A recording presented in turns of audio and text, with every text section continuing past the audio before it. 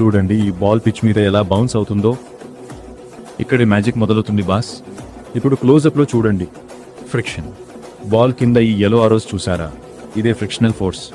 ఇది బాల్ని గ్రిప్ చేసి సడన్ స్పిన్ ఇస్తుంది. ఇప్పుడు రియల్ మ్యాచ్లో చూడండి.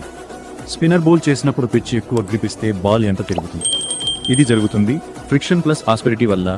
పిచ్ సర్ఫేస్లోకి జూమ్ చేద్దాం. చూడండి ఈ చిన్న చిన్న గుళ్ళు, ఇవి ఆస్పెరిటీ అంటారు. ఇవి ఎక్కువ ఉంటే కోఎఫిషియంట్ ఆఫ్ ఫ్రిక్షన్ పెరుగుతుంది, అంటే బాల్ బాగా గ్రిప్ అయ్యి మోర్ స్పిన్ వస్తుంది. ఇప్పుడు చూడండి ఈ హ్యాండ్ టచ్.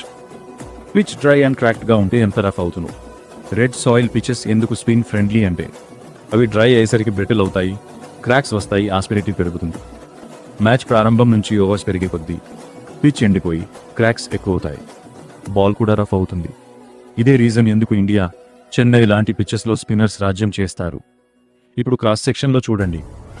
ఈ గుబుర్లు గ్లోయింగ్గా ఫ్రిక్షన్ క్రియేట్ చేస్తున్నాయి. ఇదే సైన్స్ పర్సెంట్. ఇదే reason why some pitches are more spin friendly than others.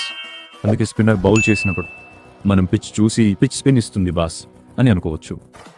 స్కూల్స్లో కంటే ఇలా విజువల్గా నేర్చుకుంటే ఎంత బాగుంటుంది కదా. లైక్ చేయండి, షేర్ చేయండి, సబ్స్క్రైబ్ చేయండి for more cricket science. See you in next video. Bye.